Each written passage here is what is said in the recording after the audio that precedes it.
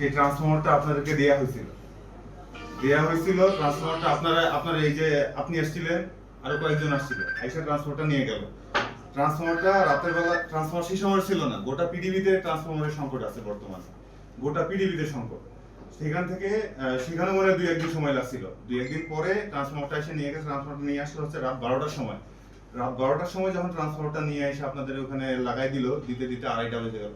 একটা ট্রান্সফরমার লাগালে transformer load balance করা লাগে।